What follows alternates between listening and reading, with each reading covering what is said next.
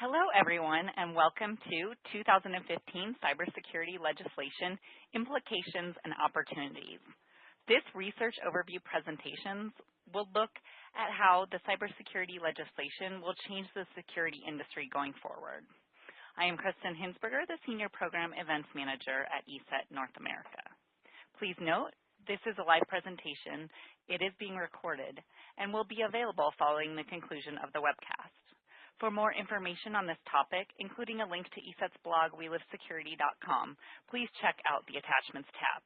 If you have any questions for the presenter during the webcast, you can submit them through the Bright Talk question tab at the top, and we will address them during the Q&A sessions. Presenting today's webcast is ESET Senior Security Researcher Stephen Cobb.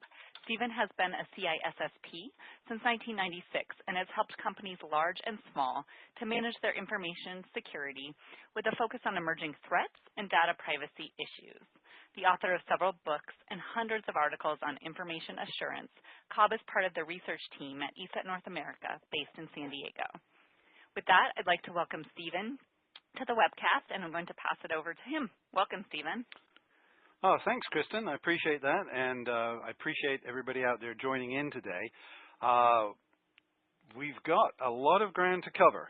In fact, the ground keeps expanding even as we're covering it here, because really this is, unprecedented level of public attention to what we used to call computer security, network security, internet security, and now I think we're all just going to call it cybersecurity, even though some people still don't like that name. This is good. I mean, I think this is overdue. A lot of experts in the field will say that. I think, yeah, the attention is welcome, and I think what we'll do today is run through not just the legislative proposals, but some of the budget items that have been released, actually, since we started planning this webinar. And I have a couple of things to say at first. I am not a constitutional scholar. I'm not a political science major. I'm not a lawyer either. I am a security researcher, and I've been researching security for well over 20 years. But I will give you a researcher perspective on this, and also kind of an IT security perspective at times when I see that. There may be implications for how you're doing some aspects of your IT security at this point. So I may actually raise more questions than I answer, but hopefully I'll give you a good grounding in what is currently being debated. Before we do that, though, I'd like to ask a polling question. We have a couple of these sprinkled throughout the presentation, and a couple of things to say. First of all, I can't see who you are when you vote on this, so this is a confidential vote. We're not tracking you. And I think Kristen will turn on the voting, and I'll read you the question, which is, I am mainly interested in this topic because I run an IT department, I run a company, I'm a political science junkie, which is fine.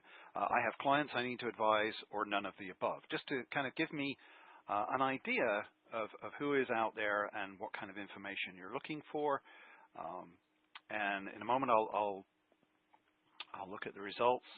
And gosh, that's pretty interesting. There's about 30% and none of the above. Which probably means I didn't write a very good question there, but 43% say they have clients to advise, 20% run an IT company. Some people actually run the company, and there are a few political science junkies out there. So welcome, everybody. And what's the overview here? What is the goal of President Obama's 2015 cybersecurity legislative proposal? The goal is to ensure the safety of our nation while also protecting the personal data and privacy of citizens. Lofty goals, I think we can all get behind those. There are three central elements to this in the legislative piece: enhance information sharing, set national data breach standards, and modernize law enforcement authorities and criminal penalties. And we'll take a look at each of these in turn. And start with the information sharing. So the President wants to facilitate greater voluntary sharing of cyber threat information between the government and the private sector. And some of the proposed legislation will incentivize further development of something called ISACS. That's the Information Sharing and Analysis Centers, or Information and Sharing and Analysis Organizations. And you may well be familiar in your industry or sector. For example, aviation has an ISAC. Banking and finance has an ISAC. If you're in state government, there's a multi-state ISAC.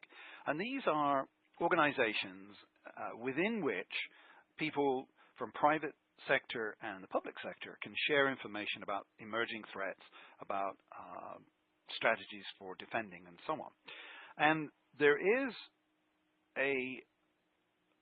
there has been a long-standing call for greater sharing of information about cyber threats between the government and the private sector.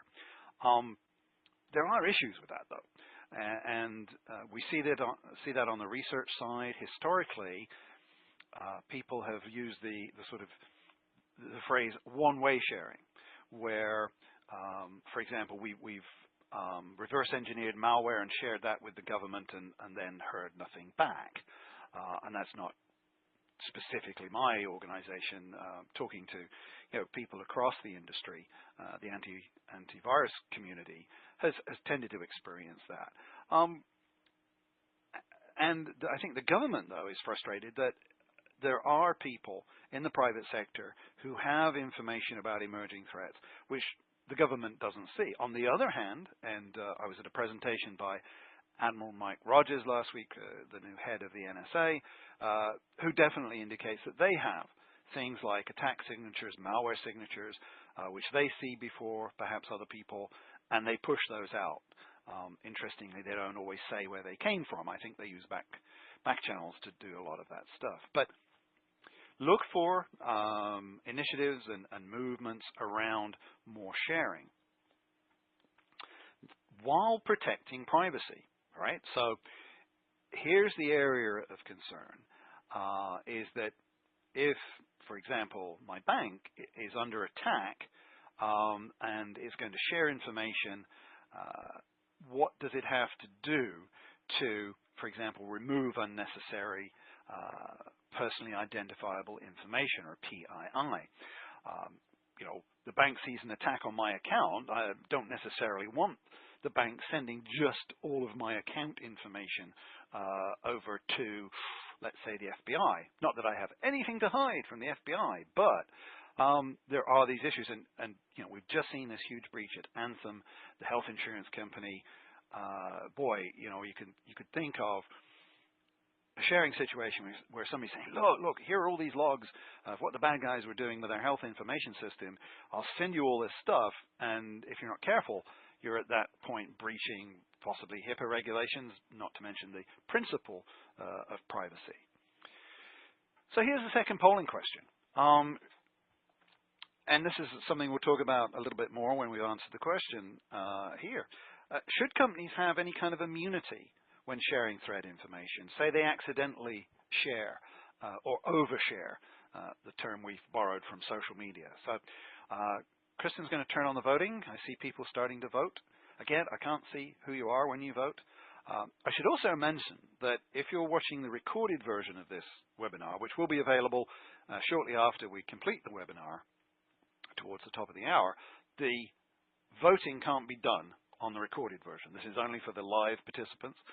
I'll take a look here at the votes. Your choices are always, never, or depends on the PII involved. Let me view the results here. And yeah, I think that's kind of what I would have predicted. 72% depends on the PII involved. 20% say always.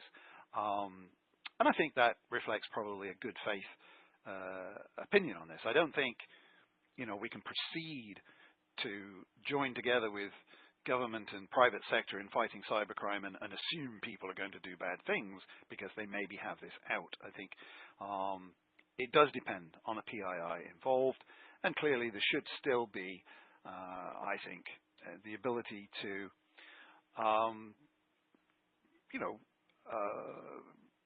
sanction people who overshare unnecessarily. So there is this issue with the sharing that it could expose PII. And there is an issue which may, in fact, need to be addressed at some point in things like your terms of use and privacy statements that indicate there may be the sharing of data for law enforcement purposes. I know some privacy policies already have a general law enforcement clause in there. I think it's important right now to be thinking about what circumstances is this okay under, and think about liability. Is your legal department thinking about the potential implications if there is this ability to do more sharing? What processes are you going to put in place to maybe de-identify information that you share with the government or remove PII from it? And we need to be mindful of potential harm and potential abuse. Let's move on, because there's a lot more to this legislative slate, which was announced pre-State of the Union address. Though some of these things were put out there. Some of them have emerged since the State of the Union. You'll notice at the top of your BrightTalk window something called attachments. There you would be able to find some links that I've put together to some of the core documents that contain the legislative proposals.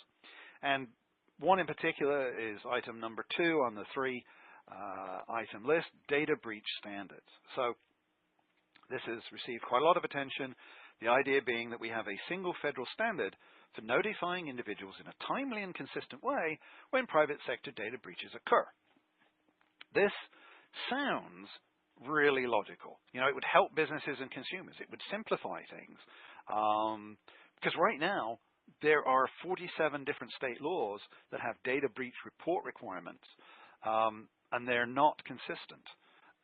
And so, in the case of Anthem, for example, which operates in a lot of states, may actually have customers from more than the states in which it operates. They're not only working through any potential HIPAA implications of a breach, but they're looking at state breach notification requirements. Some of these are quite serious. Massachusetts, for example, requires you, as an organization, if you have information about its citizens, to have a written information security policy. And they've actually, I believe, in at least one case, the state of Massachusetts has gone after an out-of-state entity over that issue. It's still, and again, I'm not a lawyer, but it's still a very nebulous area, right? I'm the state of Nebraska, and I pass a law which says any other state where my people's information is stored, entities in those states have to comply with Nebraska law. So there's a lot of natural incentive towards having just one. Should we have just one standard? So again, this will be, I think, the last of the, maybe not the last of the polling questions, but this one I'd like to see what people think. Do you support a national standard data breach notification? And Kristen will turn on the voting, and let's see. Your choices here are yes, anything is better than 47 variations. Yes, but only if the national standard is equal to the toughest state standard. Or no, you believe that states can maintain higher standards, and so you want to keep it as it is. Or maybe, and this is an interesting opinion I've heard, I don't think breach notification helps. And finally, you're not sure yet. So I'll take a look at the voting on this, and give more people a chance to vote. We have a lot of people online, so that's good. Yeah, a few more votes coming in. Okay. Half of the audience thinks that anything is better than 47 variations. But a strong 29% say yes, but only if equal to the toughest state. And I think that's an interesting division of opinion there. So let's talk about this. you know, the president's stated aim is to balance security and privacy. So want to ensure that citizens receive timely information on their data in the event of a breach, providing a single threshold for notification, right? So one of the things that happens if you have a breach and there are 47 laws, you know, they're triggered by 500 records, 1,000 records, X number of records, okay? So clearly some logic to having a single threshold. One of the requirements, or one of the suggested requirements, and I should stress that we're talking about proposed legislation here. You know, the details have yet to be worked out, and none of this has yet been passed. But to require notification of the federal government, if, for example, federal information may have been compromised. And there's also in there the ability for the federal government to get involved in another way, which I'll talk about in a moment. The details here of the proposal are no unreasonable delay with a limit of 30 days, so basically a 30-day limit on notification after you found out about it.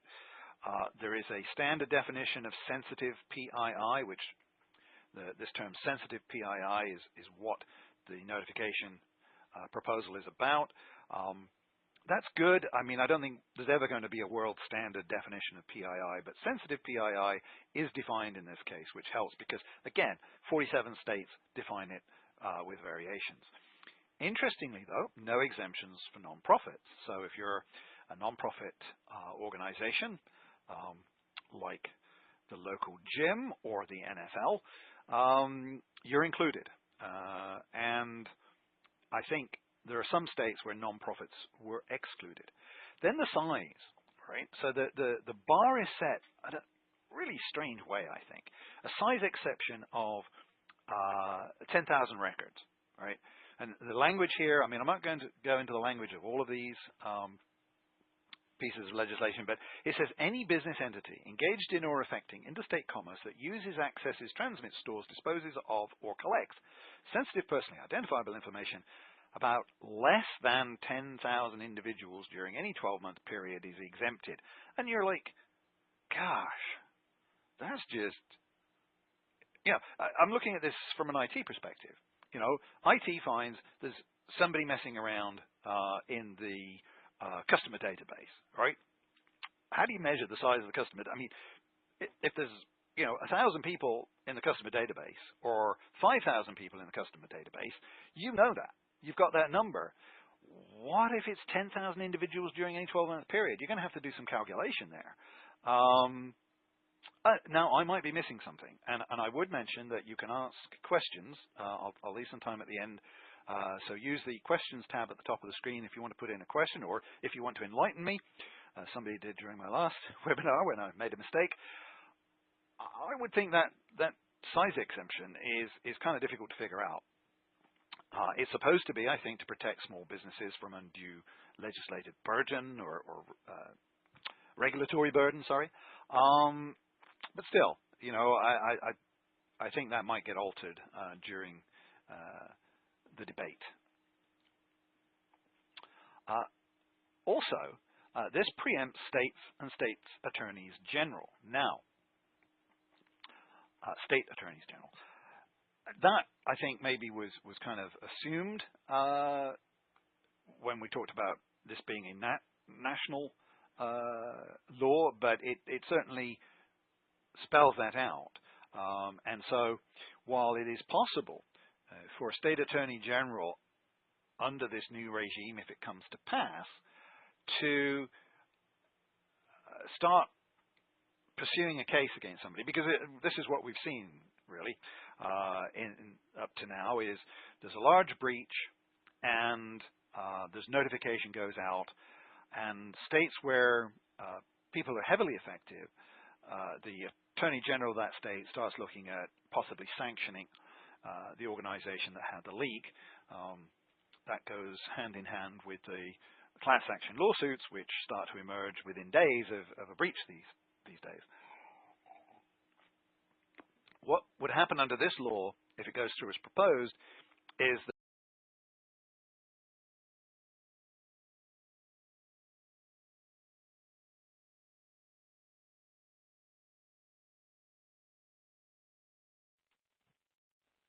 There seems to have been some technical difficulty. We'll be right back.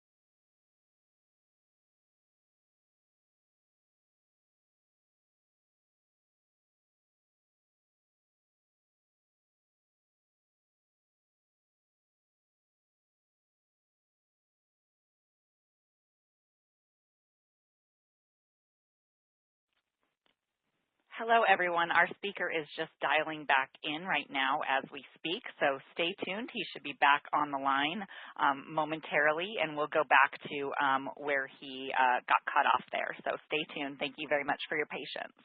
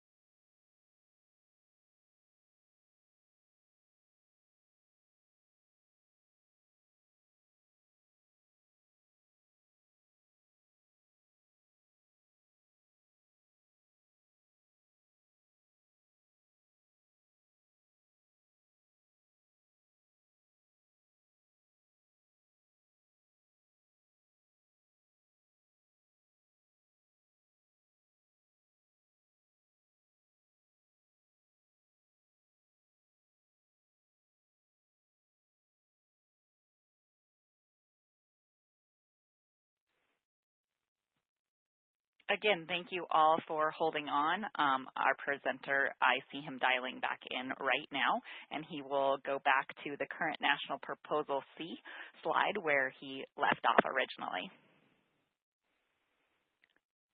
Stephen, are you back?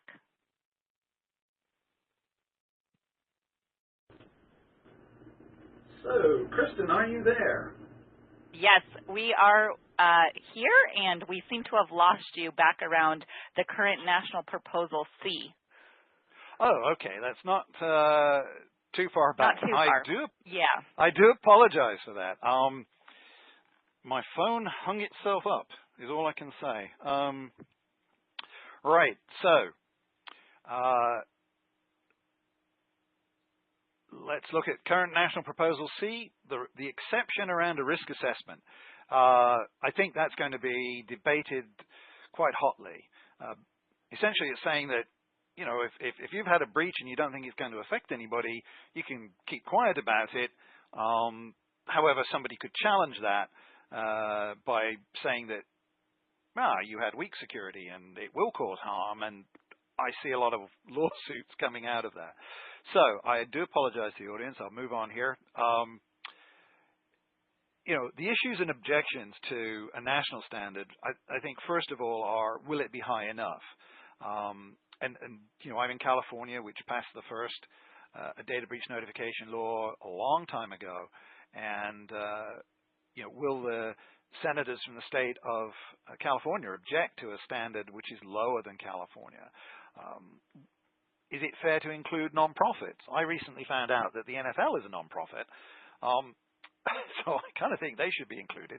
But we also see from the research side attacks on churches, on nonprofit groups increasing, attacks in terms of attempts to steal personally identifiable information for identity theft. So I do think that they need to be under the umbrella of notification. And I think some states have carve-outs for that. You know, will it affect your organization? How will it affect? I think you have to look at your size, where you do business, and so on. And in healthcare, that may need some tweaking. It looks like in a situation, for example, where a healthcare covered entity, for example, has personnel records, HR records, and they don't have medical information in them, those records are breached. I don't think that has to be reported under HIPAA, but it may need to be reported under national breach notification. So now we move on to the third leg of the three-pronged proposals here, the information sharing, the breach notification, law enforcement.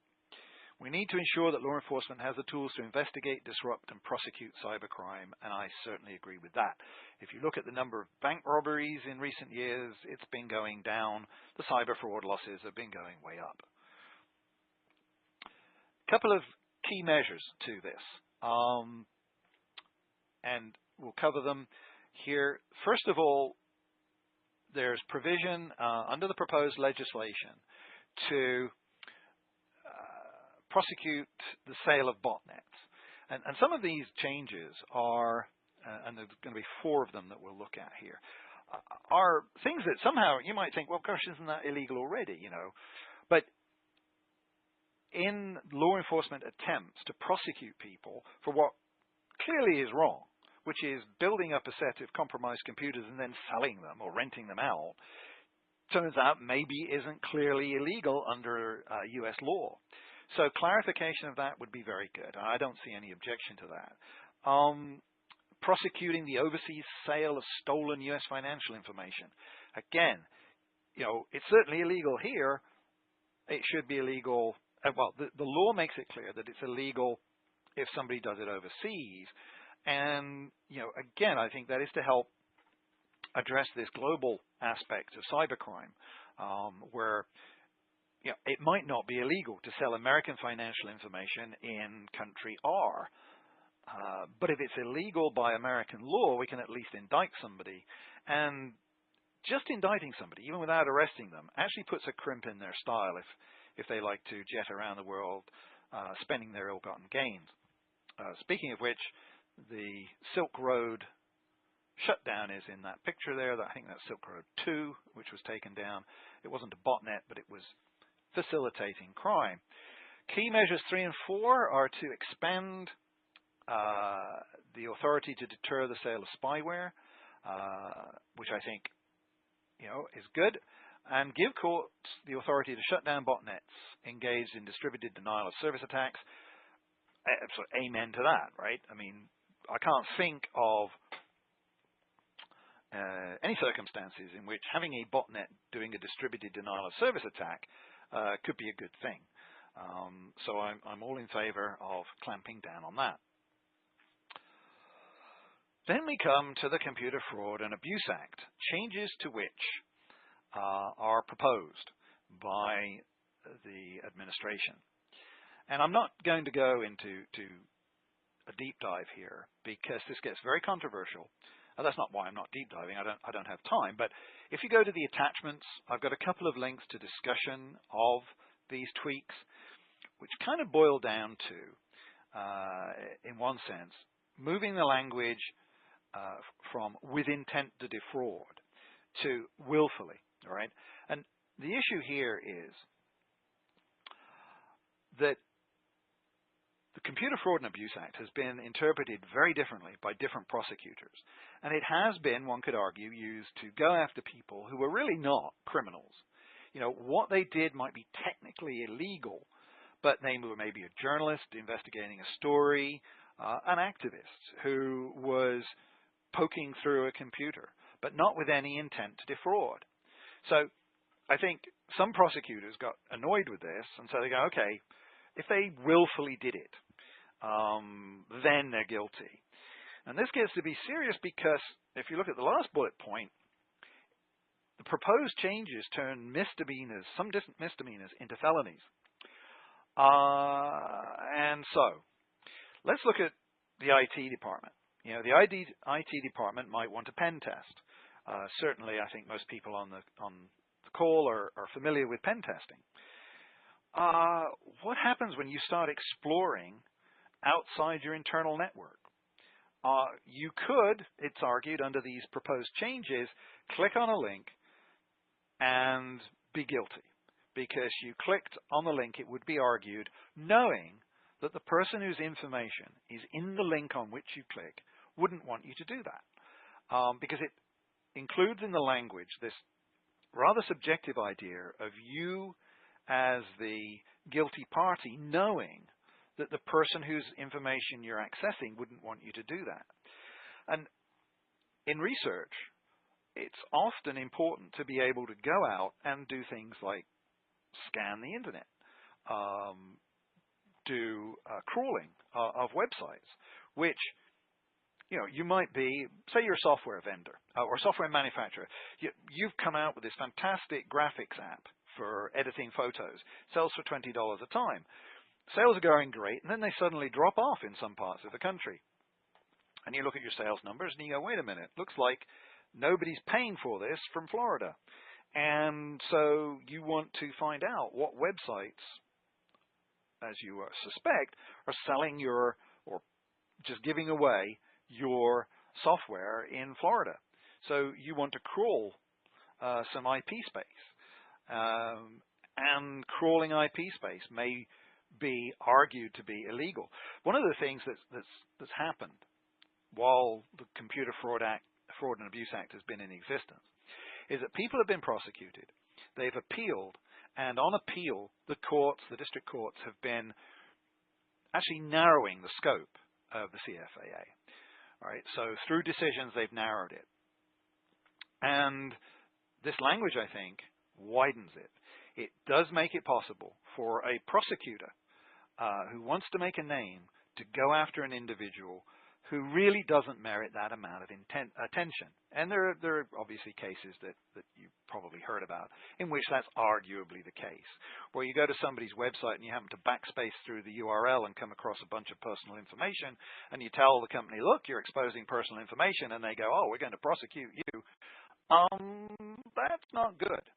And I don't think actually the issue is the law. It's the people who interpret the law, and the prosecutors, many of whom apparently lack InfoSec smarts.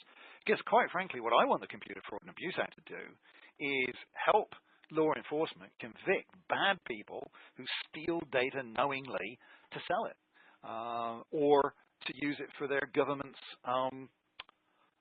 purposes. So, the language is proposed. It's open to debate, and I think there is going to be vigorous debate on this.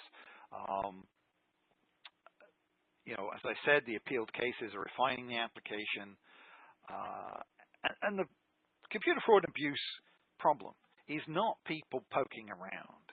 It's people intentionally going after things, and that's why I don't think you need to change that language. It's pretty clear. If you're a Ukrainian syndicate stealing data to sell it on the black market, you're doing that on purpose, and it's illegal, and that's what we need to do. We need swifter justice for those people and stiffer penalties. So, talking about penalties and money and going after people, what about the money? Right? So we had this big bunch of proposed legislation put forward by the president, and then just recently we've had the budget come out, and the banner headline is the president's 2016 budget provides $14 billion to support cybersecurity efforts across the government to protect our citizens and so on and so forth. So let's take a quick look at this. And this will be a quick look. I'm not going to go through all of these numbers in detail, but very interestingly, and I provided a link to this in the attachments, the White House has framed the cybersecurity question or issue as part of middle-class economics. Middle-class economics is the theme of the budget. But I like this statement. Economic growth is threatened by a corresponding growth in cyber threats. I believe that. The research that we've done certainly suggests to me that people's fears of cyber badness are keeping the technology back. They're holding it back. And so there are costs to the economy, and that's why quite a lot of people, including many maybe who are on this call, have been calling for more action. So the administration is taking action. They're putting $500 million to help the DOJ investigate cyber intrusions. Now that, I like that. The ones that pose serious threats to national security and economic stability, and to prosecute the offenders. Yes, those are the people we need to go after. To put that $500 million in context, for the last few years, the total FBI budget, that's for everything the FBI does, was only $8 billion. So that is a big chunk of money. Another way to look at it in context is that JPMorgan has been spending about $250 million a year on its IT security, and they say that within 5 years it'll be $500 million. But that $500 million in government spending is much needed, and I'm very pleased to see that. Another thing I'm pleased to see is changes to MLATs. That's the Mutual Legal Assistance Treaty. It's not changes to MLATs, but a budget to sustain current efforts to modernize this system. And for those who've not seen an MLAT, this is what you use if you are working with another country on a cybercrime. So if you want to go to Thailand and work with the Thai authorities to catch somebody in Thailand, you need an MLAT. And the process has not been ideal. There needs to be support for diplomatic efforts, and again, that's bang on. I think that's what we need. Securing the federal networks. The federal government is one of the largest IT shops in the nation, if not the world. There's money in there, over $500 million to help DHS implement a couple of things: the Continuous Diagnostics and Mitigation. That picture you saw a few slides ago was the head of cybersecurity at DHS showing the president what it looked like their monitoring wall. There's a system called Einstein, the National Cybersecurity Protection System, which will help agencies to detect and prevent evolving cyber threats. That could be a source of valuable information to the private sector, feeding back into that proposed increased sharing. other assistance, support for agencies to reach cybersecurity cross-agency priority goals. If you're deep into federal government, go look that one up. That's the work to improve security between agencies. $35 million to improve cyber intelligence integration, analysis, and planning. And yesterday, we saw probably the embodiment of that, which is the suggestion of a new Cyber Threat Intelligence Integration Center. This is a new entity, CTIIC or CTIC or CTIC. I'm not sure what we're going to call this thing, but this Cyber Threat Intelligence Integration Center will be a new thing. They promise it will be small, but they promise it will be effective in increasing the sharing of information, the flow of information through federal entities around cyber threats. There are questions, and actually there's a blog post on welivesecurity.com today in which I had some thoughts on this. There's actually something called the NCCIC, or the National Cybersecurity and Communications Integration Center, that's in DHS and is there already. It's been working for a while. That's actually where that picture of President Obama looking at a wall of monitors comes from. That is the NCCIC at DHS. So how is this new agency going to be different? It's not going to be in DHS. It's going to be reporting to the Office of the Director of National Intelligence, which is, I think, one would characterize it as quasi-military. It's the intelligence agencies, not the Homeland Protection people. So there's controversy, I think, around that. But I certainly, wish them well. If they can, as an agency, improve the sharing, the flow of information, that's good. I think you probably want to look into the DNI in terms of its history with information sharing, which may upset privacy advocates, which may feed back into that whole sharing debate. But anyway, there's other things. Outreach to the private sector. There's money in the budget for increasing the cybersecurity workforce with apprenticeships, with workforce retraining, all of which is needed. I think a lot of people on the call probably know the problem of trying to find qualified cybersecurity people for openings. $243 million to support research and development at civilian agencies, to support innovative cybersecurity technologies. You may want to track that. If you're developing technology, you might be able to get a grant or people to talk to in the government about helping you with that. So, with what we've talked about so far, and I've got a few more slides to come and then we'll take some questions. What do we think? This will be our last question if Kristen can open up the voting and you can still hear me. Yep.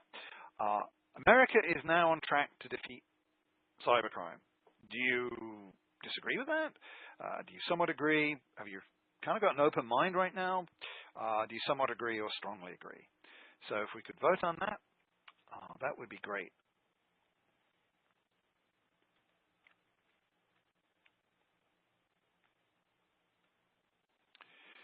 Okay, the votes are coming in. Again, I can't see you when you vote.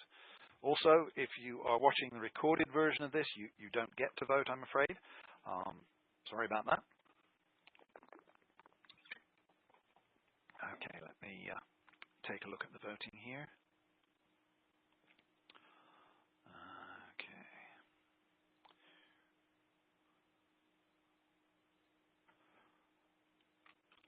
Okay, so 25 strongly disagree. We are not on track yet.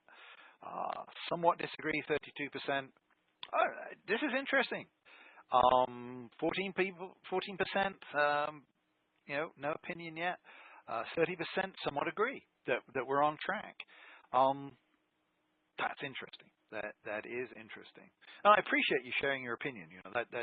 That's an opportunity for me to kind of test the waters on this. Clearly, there's a lot of activity, and there are things which I think are moving in the right direction. I think there is a sense that we're not quite there yet, though. Some more investments. There's something called the Federal Civilian Cyber Campus going to be built in the DC area that will co-locate DHS and FBI operational cyber missions. That should help.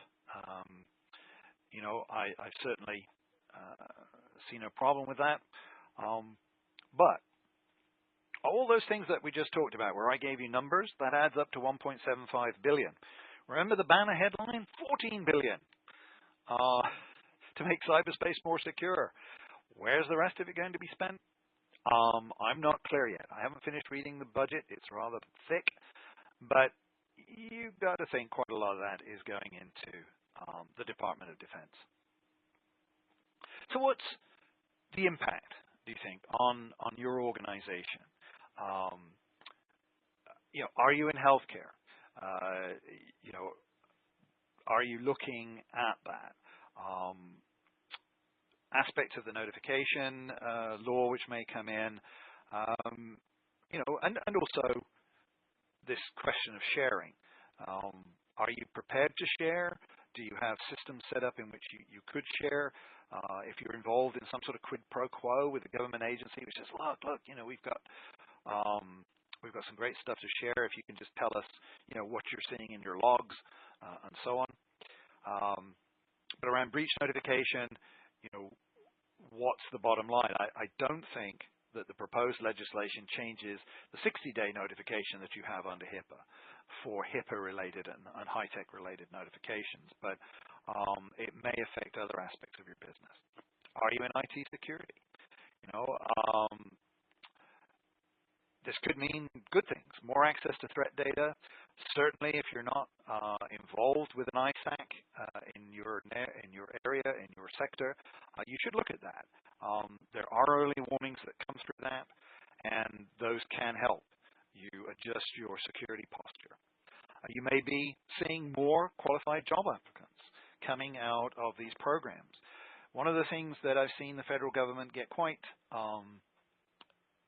involved in, and I think we'll see more of, is certifications, which I think are a great path forward in this shortage of cybersecurity employees.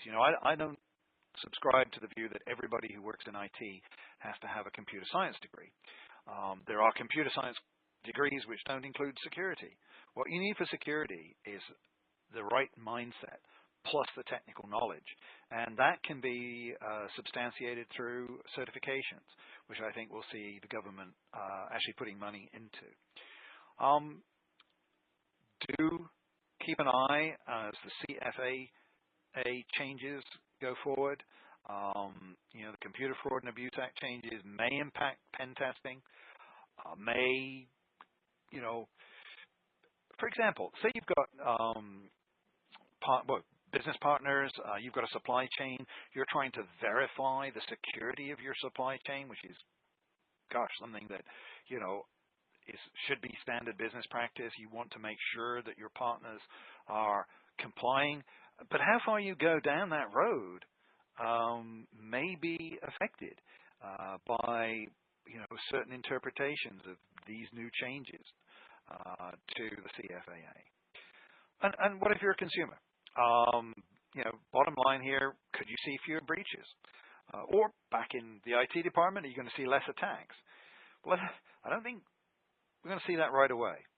But I do feel positive about the beefed up spending on prosecuting serious criminals in this space. And I think that could make a difference.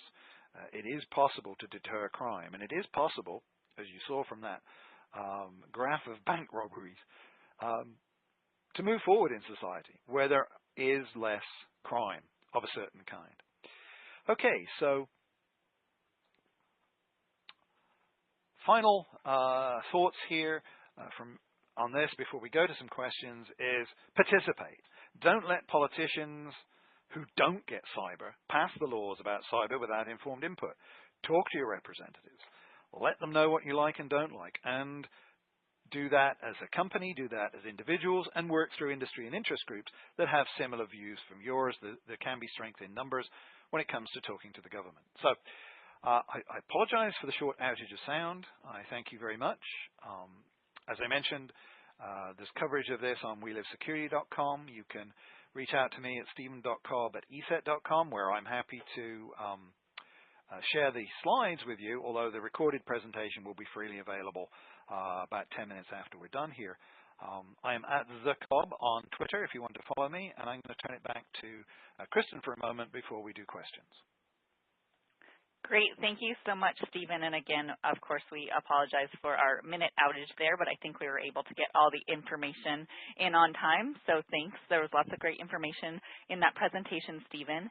And as a reminder to the audience, if you haven't already, and I know we do have a lot of questions in there already, so that's great, please enter them in the Q&A section on the BrightTalk screen. And for more information on this topic, as Stephen mentioned, please look at the attachments tab at the top. But before we move into that Q&A, I have one last polling question for the audience. And please feel free to select one of the following at any time during the remainder of the webcast. So you can request contact from ESET sales. You can request a custom business edition trial of ESET software, which includes our remote administrator.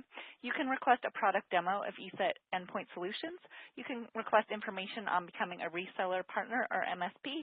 Or if you're not interested in any, you can always say none of the above. And this polling, like I said, will be open for the remainder of the webcast. And now, Stephen, I see we have a bunch of questions in there, so I want to quickly get to those. So I'm going to hand it back over to you to look at some of those questions that people have been asking throughout the presentation. Thanks, Kristen. Yes, we have quite a few here. First is, may I get a copy of the presentation? Yes, stephen.cobb@eset.com. If you send me an email, I will send you the slides, and let me know if you want them in PDF or PowerPoint format. I think they're pretty large in PowerPoint format, but feel free to use those to educate people within your organization. What is the proposed filing of this legislation? So what's the timeline here? That I don't know, and that speaks to another question. Is this active legislation or pending legislation? This is proposed. What we've talked about here is all proposed legislation, and in terms of budget, it's proposed budget for fiscal year 2016, which begins in September, but it's what's going to be debated in the coming months. One person says, my desired answer on the data breach is there should be federal standards which should not preempt stricter standards. I think that's a position that some people will argue for. The fear there is that a national standard then becomes, compliance factor 48 on top of 47 existing. But I would take that up with your representatives. Let them know what you think. Every time I've done that, by the way, I found they're very happy to hear from people who understand this subject matter. Do you consider the standards for sharing attack and security data adequate? So NIST standards are not suitable according to this person. My thoughts would be welcome. Okay. I think we have to, we have to look at the standards that as they emerge. And again, this is a place where we want input going into the government and let them know what we, as people who work in this area, think is appropriate. There are standard issues on the technical side, what techniques and technical systems will be used to share threat data, standard threat descriptions and so on. And then there's the question of de-identifying or removing personally identifiable information.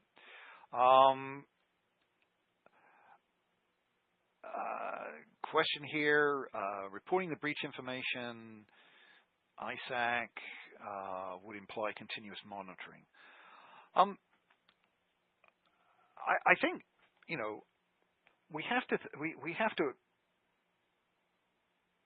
think hard about how much we're prepared to share amongst companies and with the government in order to achieve the deterrence that's required to stop, the level of attacks, to knock back the level of attacks. I'm not sure that knowing new attacks are coming is as important as swiftly prosecuting the people who've committed the ones that have just happened. Obviously, if there's a new type of attack coming, we want to know. But if you look at some of the big attacks that have happened over the last 18 months, they weren't particularly, I mean, they were things that companies missed doing. They weren't things about, oh, you're going to be attacked, would have helped. Gosh, the question's coming thick and fast here, and so I'll kind of run out the clock on these. Is it not wise for governments to work together, maybe through the OECD? Legislation valid across borders that so criminals can be prosecuted worldwide. Love that idea. There is a European-wide thing. We have Interpol, but I think that is hopefully on that diplomatic push that I mentioned. Not sure what's being achieved by changing with intent to defraud to willfully. You need to make it okay for companies to do self-pen testing. I totally agree. I think the change to the language is probably some prosecutor's idea of catching more people, and they don't realize the difference between a hacker who's just messing about, a company white hat hacker who's trying to improve security, and the bad guys who are trying to steal things and delete things and mess things up. Anything you can do to educate prosecutors, law enforcement, and politicians on the subtleties of this would be appreciated. And I'm going to leave it there because I think we'll get timed out by the system in just a moment. Again, thank you very much. Feel free to rate the presentation, and after it becomes live in about 10 minutes, you can share it with your colleagues. Again, I appreciate it very much. Kristen? Yeah, great. Thank you, Stephen. Thank you all for your participation today. We hope you found it valuable. Again, like Stephen mentioned, you can rate this webcast or share it through your social media channels in your BrightTalk window.